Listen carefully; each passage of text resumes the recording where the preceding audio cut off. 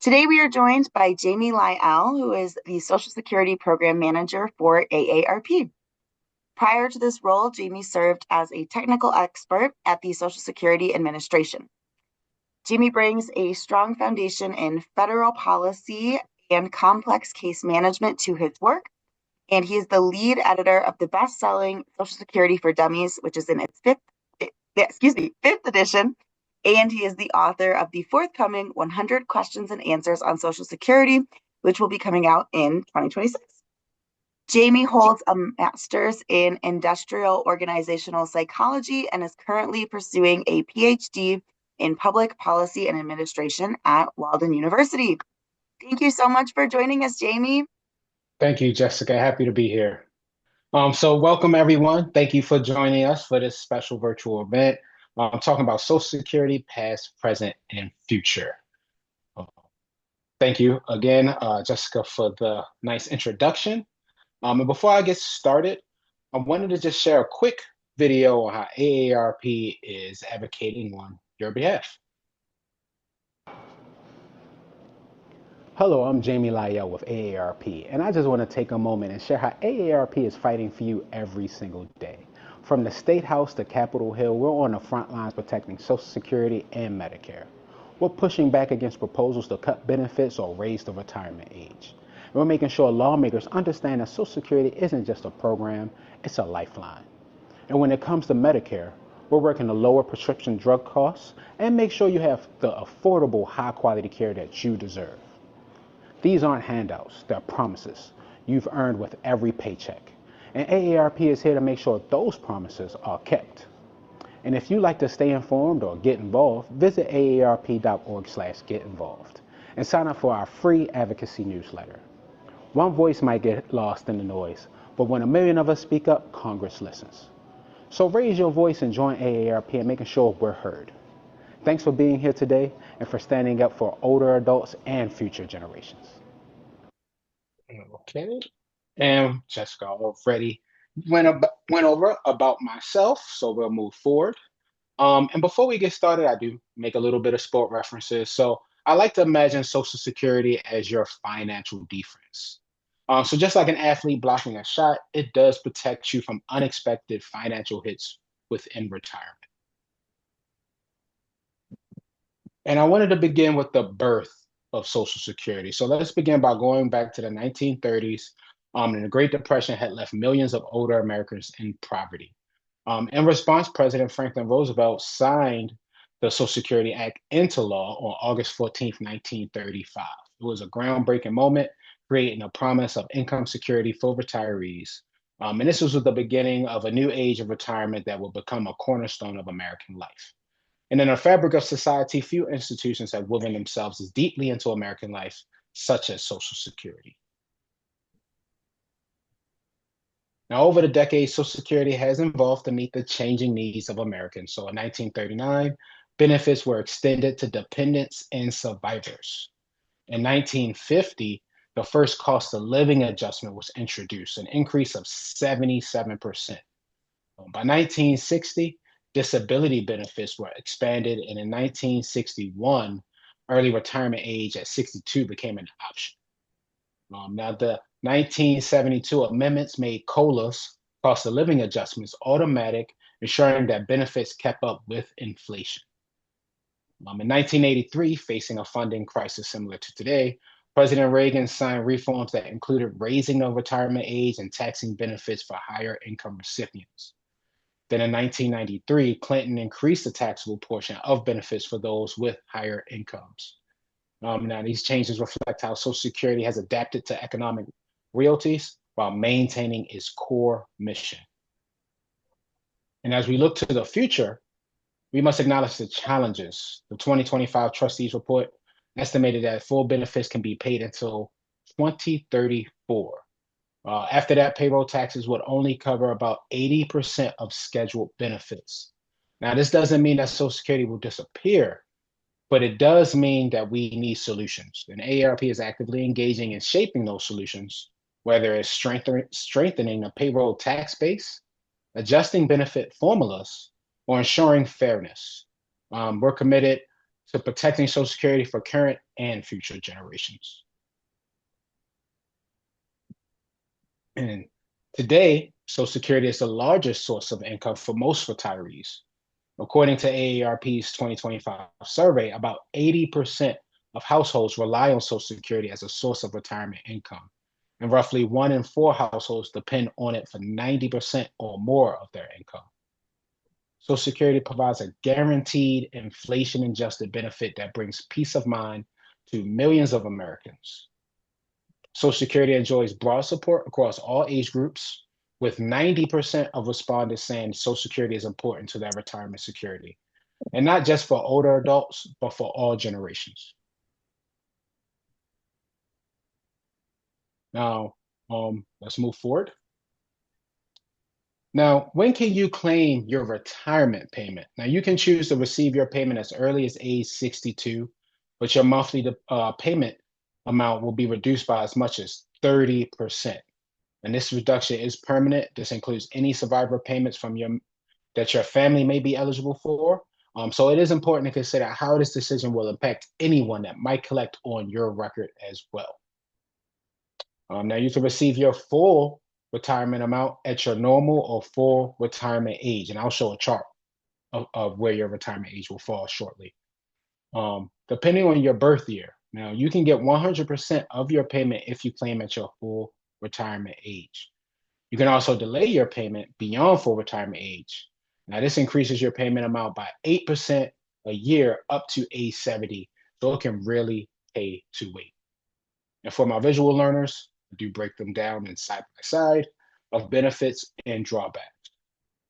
Now, you can start receiving those payments as early as 62, but your monthly check will be reduced. So waiting until your full retirement age, or FRA, or beyond, increases your monthly benefit. And that reduction is permanent for life. Keep that in mind. Now, you can wait until your full retirement age, FRA, to receive 100% of the calculated benefits, no reduction again, for claiming at your FRA. Now, waiting may pay off in the long run. You're looking to break even. That's about around the age of 78. The drawbacks of this, you must wait until your full retirement age. So you want to really consider your health and financial considerations, because those personal factors do matter. You want to look at your health, what income you might have in the interim while waiting until your full retirement age, ultimately how you want to live in your retirement. Also want to note that you want to apply for Medicare within 3 months of turning 65, unless you have employer-sponsored insurance plan, either yourself or through your spouse. And then also, you can delay until age 70. No benefit for waiting after age 70. Keep that in mind. You receive 124% of benefits by waiting until this age. You'll receive delayed retirement credits, about 8% per year. And I get this question quite often. Each month makes a difference. And what that equates to is about 0.667% per month. You wait after your full retirement age, being 66 or 67. And each month adds up to that 8% per year. And it is ideal for those with longevity expectations. And those drawbacks, one of the obvious ones is that you must wait until age 70. Use your income or other means in the interim. Fewer years to collect your benefits. And again, individual circumstances, you want to consider your health, family, and your financial situation. When you claim these benefits, if you receive a reduction, that is a reduction for your spouse or any grandchildren or any other dependent that will claim on your work record. Here's a chart to show when is your full retirement age. You'll see year of birth on the left and the full retirement age on the right. Those born on or after 1960, full retirement age is currently 67. Very effective chart here. I want to look at how claiming age can affect your monthly payment amount. So in this example, we'll assume that this individual's full retirement age is 66, as you see here in the gray column. The full payment amount is $1,900 a month. So if this individual collected payments as early as age 62, they would have been around $1,425. And you see here, if they would have waited until age 70, their monthly payment will be over $2,508. So again, deciding when to claim is a personal decision that only you can make. You will need to consider factors again, health, savings, and expenses, and how the decision can affect or impact your family. Now, before I go into spousal payments, Jessica, do I have any questions in the chat or anywhere before I go into the next section? I don't have any questions yet. The only question was about whether a copy of the presentation would be provided, and so we will send out a recording after. Just a reminder to put any questions you have in the chat, and then I will read them out to Jammie when we break for questions. Thank you. Moving on. Excuse me.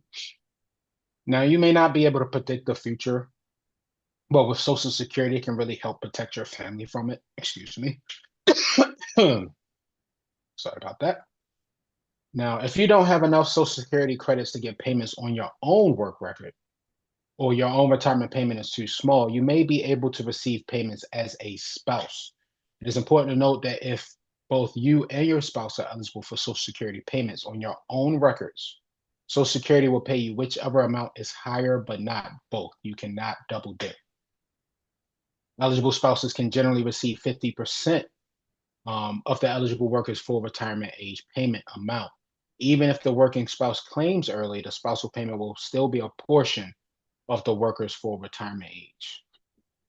Now, if you are still married, you can only file for a spousal payment once the working spouse has filed for their own payment. You must be married for at least 1 year and 62 years of age or older, or you can claim at any age if you're caring for a child under 16 or a child with a disability that started before the age of 22 who is entitled to payments on your spouse's. Now, I can't talk about spousal payments without talking about ex-spousal payments. Ex-spouses can receive payments on their former spouse's record if they were married at least 10 years. Fun fact that most marriages in the United States that end in divorce end at 8 years. I get this question quite often as well. What if we reach 9 years and let's say 11 months? That does not count. It's very strict on the 10-year rule. Now, ex-spouses may file at any time beginning at age 62 and do not need to notify their ex-spouses that they have filed, nor will Social Security notify their ex-spouse. Eligible ex-spouses generally can receive 50% of eligible workers' full retirement age payment amount. Even if the former spouse collects early, the ex-spousal payment will still be a portion of the former spouse's full retirement age payment. And I want to highlight here that ex-spousal payments do not affect the ex-spouse's payment amount, nor the payment amount of a new spouse should they have remarried. And you're eligible to receive payments on an ex-spouse's record if your ex-spouse receives his or her own Social Security payments, or is at least 62, and you have been divorced at least 2 years. You yourself are at least 62, and you have not remarried. And it is important to note that if both you and your ex-spouse are eligible for Social Security payments on your own records, Social Security, again, will pay you whichever amount is higher, but not both. Again, you cannot double dip. And a little bit different for survivor payments. Now, in the event of a spouse's death, a survivor can collect up to 100% of the payment the deceased was receiving or would have received in the future. This will include any delayed retirement credits we recently went over, the deceased has earned. However, it will also include a reduction if the deceased spouse claimed early. So keep that in mind when claiming. Survivor payments can be claimed as early as age 60 or 50 if disabled, but they will be reduced. They can also be claimed at any age if the survivor is caring for an entitled child. Dependent parents may also be able to collect if the deceased parents can show that they have relied on their child for at least half of their support. Ex-spouses may also be eligible if the former spouse was at least 62 or 50 to 59 if disabled, They were married at least 10 years and have not remarried unless they remarried after the age of 60. Now, survivor payments are only reduced based on when the survivor payment itself is claimed. And in many situations, the surviving spouse can continue to collect on their own record to allow the survivor payment to grow until they reach their full retirement age. That is a common strategy. And the survivor is still subject to the earnings limit if they have not yet reached their full retirement age and continue to work. Jammie, before Yes. you begin talking about the next slides, we do have one question on spousal payments. The Okay. question is, does the spousal payment automatically go up when their spouse begins to collect if they are already collecting their own benefit? I believe that's in reference to 2 slides ago. Can you repeat that question? I'll make sure I'm following where they're. Yeah. Does the spousal payment automatically go up when their spouse begins to collect if they are already collecting their own benefits? That is a great question. So if you're collecting your own benefits and then your spouse decides to claim their benefits, Social Security, you would then in turn be looking to file on the other work record. So spousal payments are up to 50% of the full retirement age on that work record. So to answer your question, it would depend on if the spouse made a lot more. And if 50% on their record is more than how much you receive on your own record, then you would switch, or SSA would switch you to the higher payment. So if it is higher, they'll switch you, but I can't say that it will automatically be higher. It all depends on how much that individual made on average across 35 working years across their career. I hope that answers your question. Any other questions? None so far, but thank you for that one, Jammie. Yep. Now, next is the possible solutions to protect Social Security. You see how important Social Security is to so many Americans. So I just wanted to review the 5 proposed solutions that Congress could use to protect Social Security. I'm gonna go through them one by one. So let's go into the first one. Solution 1 is eliminating or raising the wage cap. Now this did change for 2026. I believe it's $189, somewhere around there for 2026. But for 2025, it's the wage cap, and I'll explain what that means. So in 2025, Social Security taxes are only paid on the first $176,100 of wage earnings that you see here. This threshold is called the taxable maximum, or tax max for short. Any earnings above the taxable maximum are not subject to Social Security payroll tax, that FICA tax. So that means that people who make $1 million stop paying Social Security at the end of February every year. Various proposals would help choose or close the shortfall by either removing this cap altogether or setting it higher to capture large amounts of wage growth above the cap. Most of these proposals would increase payments to reflect those of higher earners' contributions, but at a lower rate of return. What's the potential impact of this option on the funding gap? It might feel anywhere between 30% to 70%. And I'll go over the pros and cons of the solution as well. So one pro, removing or increasing the cap would significantly increase the revenue for Social Security, potentially closing a large portion of the funding gap. It could extend the solvency of Social Security for several decades at least. But it does come with 2 cons. First, it's a partial solution. Eliminating or increasing the cap alone would not fully solve Social Security's long-term solvency issues. And in addition to that con, the next one would be without corresponding changes to payments, these increased contributions at a high end will result in a very large Social Security check for high income earners. Solution 2 is a proposal to increase the FICA tax over time, raising both the employer and employee shares of the payroll tax. So currently, employees pay and employers both pay 6.2% payroll tax on that first $176,100 of annual wages, which is part of the FICA tax on your paycheck. All variants of this proposal would phase in this increase over time and increase both the employer and employee share of payroll tax.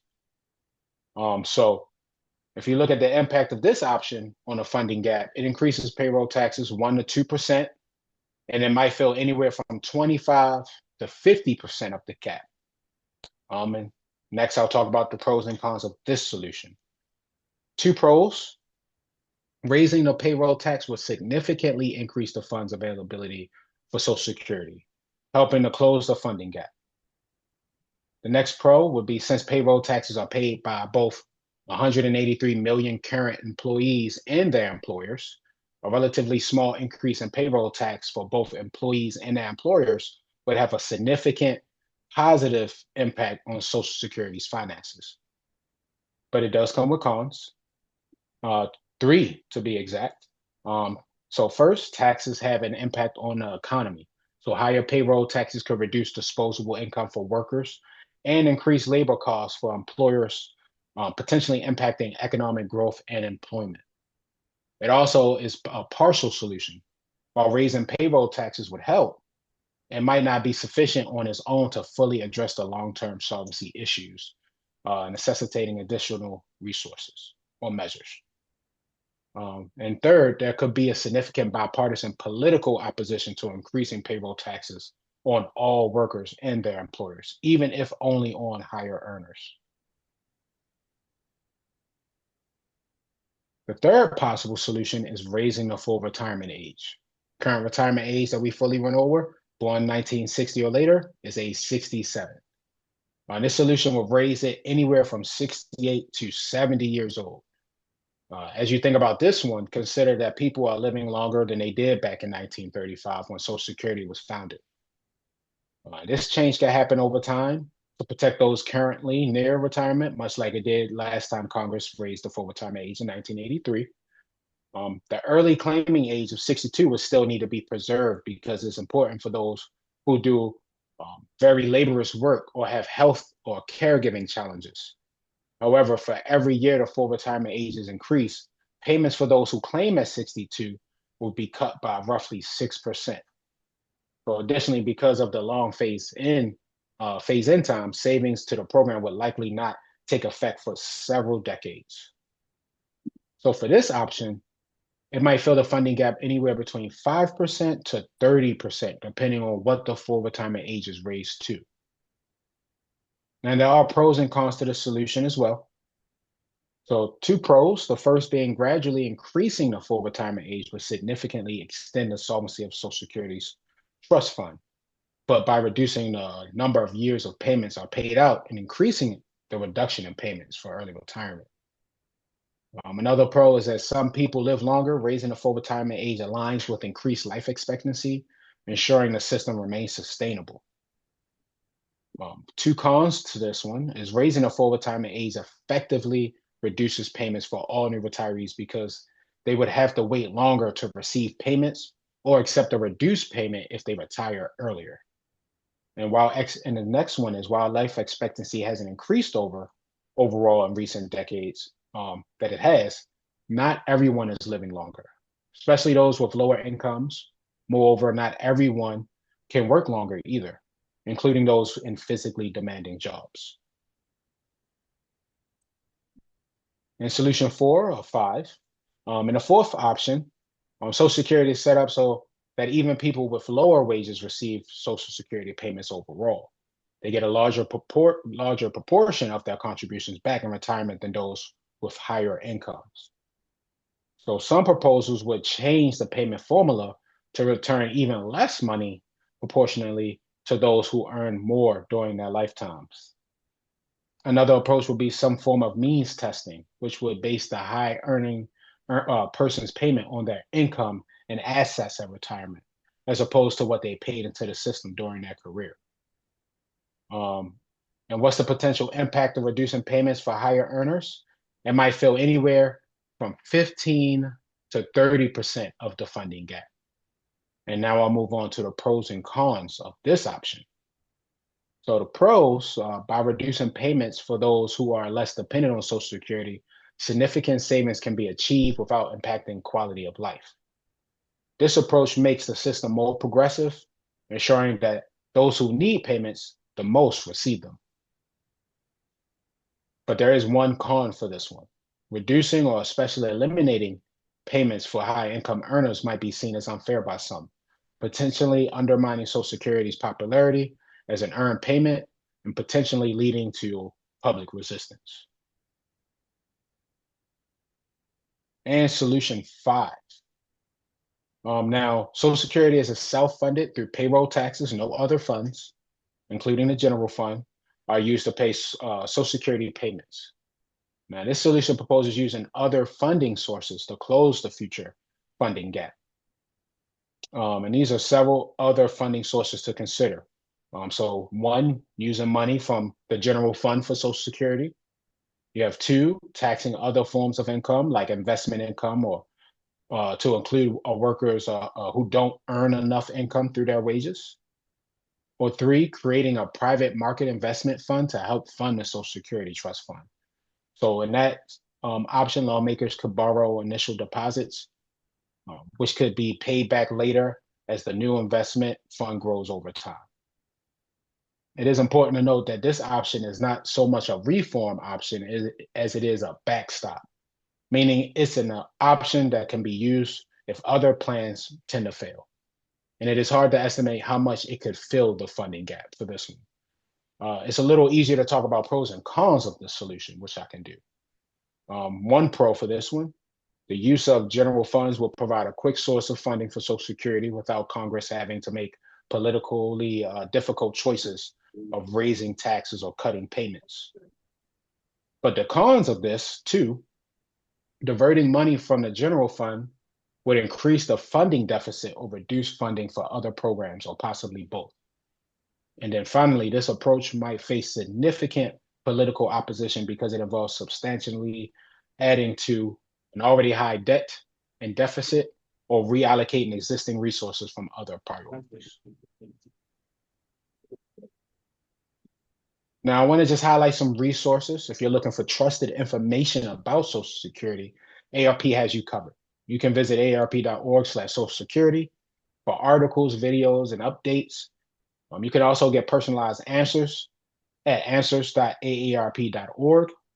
You also can estimate your future benefits with Social Security Calculator, and you can learn how to take action in regards to Social Security at aarp.org/advocacy.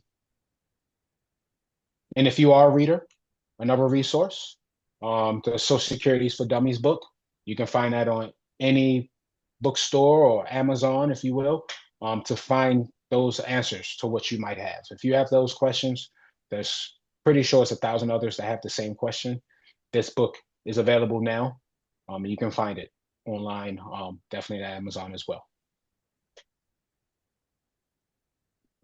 So just to get a feel for the room, I just want to just see if some individuals want to place it in the chat. How long do you have to work to qualify for Social Security? Does anyone know the answer? You can just place the number or the amount of years in the chat. I feel like I've been talking so long.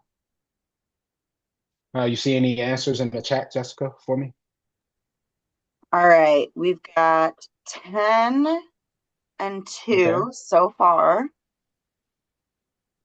Okay. And we do have a couple questions for you as well when we get to that part. Yep, we'll get to the questions very shortly. Well, all right, we've got 35, 3, 20. Okay. So if those guessed number 3 for 10 years, you are correct. So Social Security uses a system of credits called quarters, and you need to earn 40 quarters, which is 10 years to qualify for retirement benefits specifically. You earn these credits by working and paying Social Security taxes on your earnings. So you can earn up to 4 credits a year. And so it takes 10 years to earn 40 quarters. And I will answer these questions. True or false, is Social Security going broke? Now, Social Security will not run out of money as long as workers and employers continue to pay payroll taxes. It's a pay-as-you-go system. I pay, you pay, we all pay. And the revenue coming in from payroll taxes largely covers the payments going out. But Social Security does face long-term funding challenges. So in about 9 years, when the reserves are used up, Social Security will only have sufficient money coming in to pay about 80% of earned benefits. And next, true or false, members of Congress do not pay into Social Security. That is also false. All members of Congress, the president, the vice president, and most political appointees have been fully covered under the Social Security program starting in January 1984. What that means is all members of Congress, no matter how long they've been in office, have been paying into the system since 1984. And I'll try to keep Social Security fun as much as I can. So how many payments has Social Security missed? How many think it's A, B, C for 5 million, or D for 20 million? Any responses in the chat for me, Jessica, for this one? Let's see. We've got 0.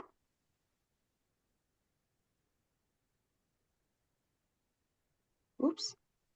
Everybody's waiting for the answer.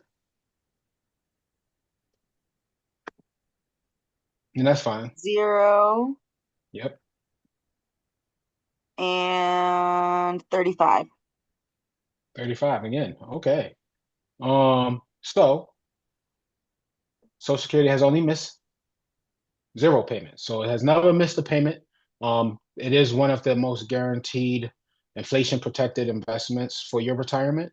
You might see financial advisors are online talking about the bridge strategy. I won't get into that, but you can look that up. And what that goes over is using other means of savings in the interim to push out your claiming age so you can get the highest amount possible, since this is a guaranteed payment that you will receive in retirement. So definitely, if you haven't already, start talking to your financial planner about claiming Social Security.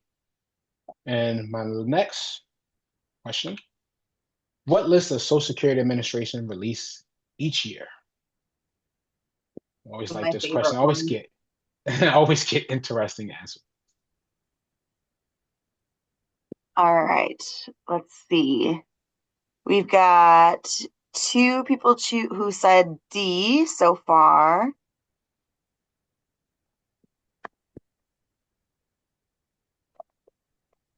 Okay. Let's see. Looks like that is our leading answer is D, top baby names. Got it. So they do. Social Security does release the top baby names. So you can go on a Social Security's website. Excuse me.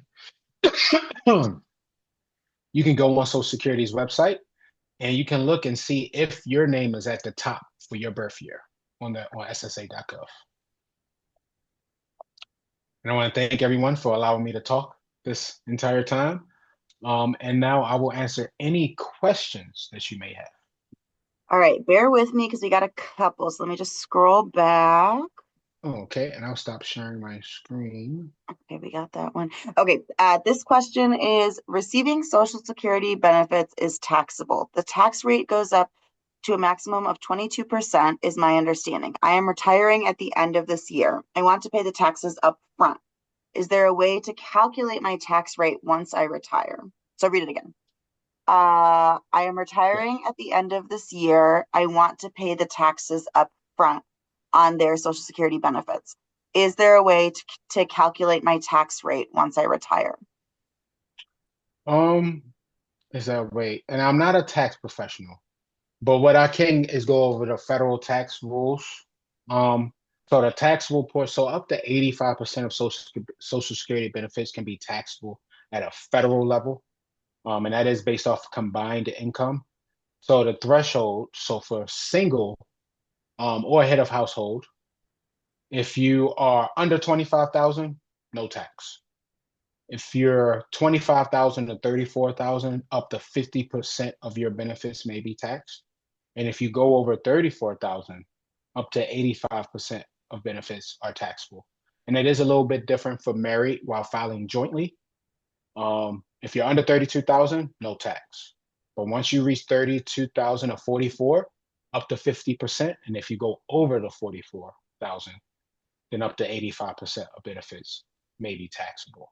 Now, there is the senior deduction under the 1BBA for taxpayers 65 plus that can claim.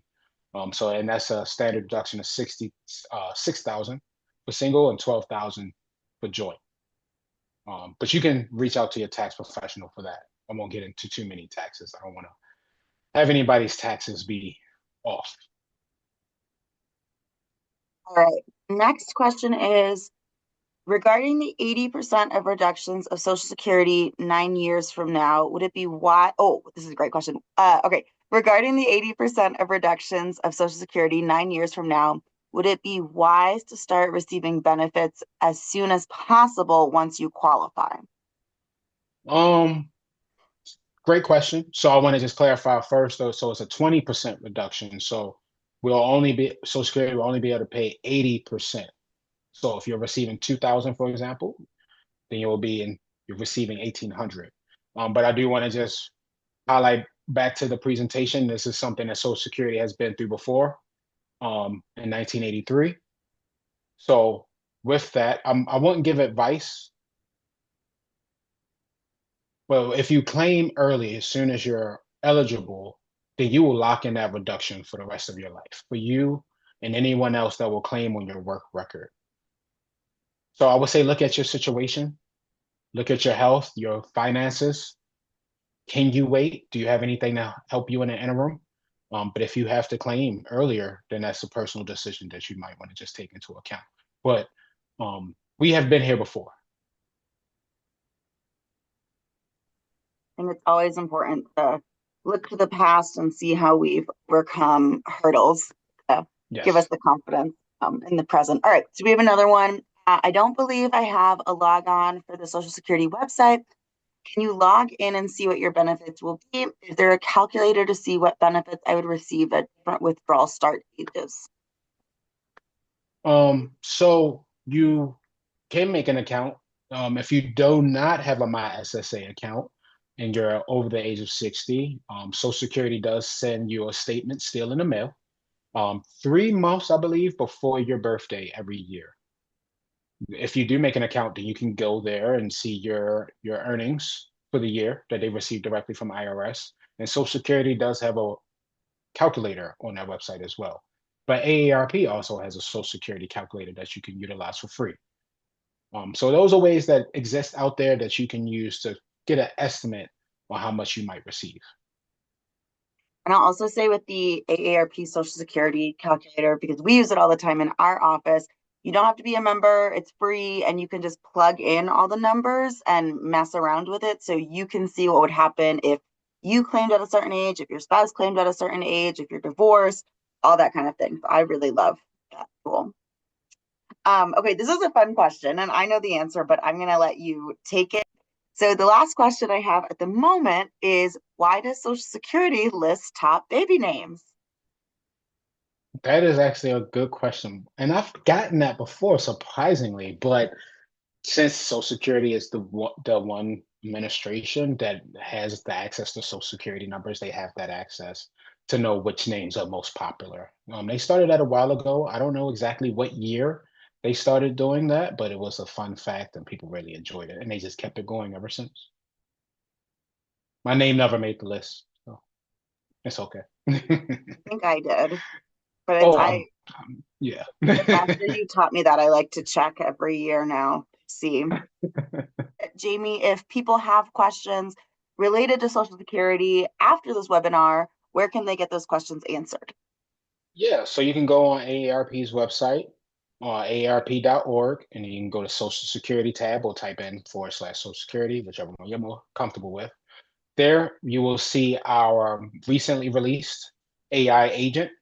It is not ChatGPT focused, but it is a collective of all of AARP's articles and resources into an AI agent that then gives you those answers in understandable terms and language.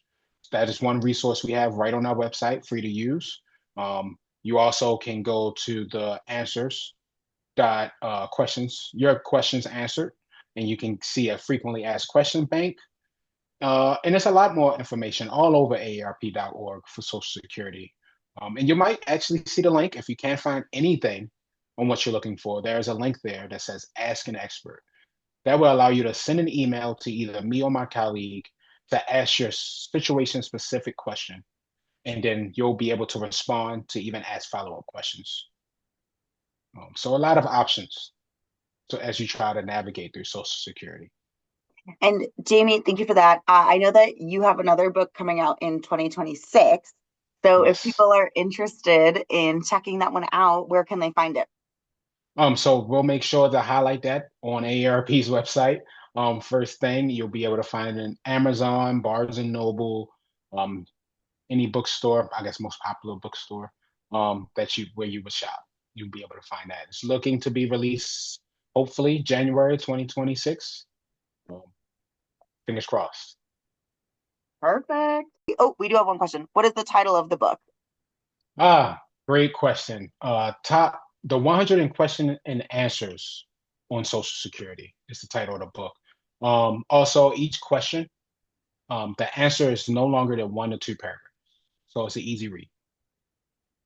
Awesome. Okay, I think that's the official last question. So thank you all so Okay. much for joining myself and Jammie today. My name is Jessica Zawatsky, coming to you from Elder Watch.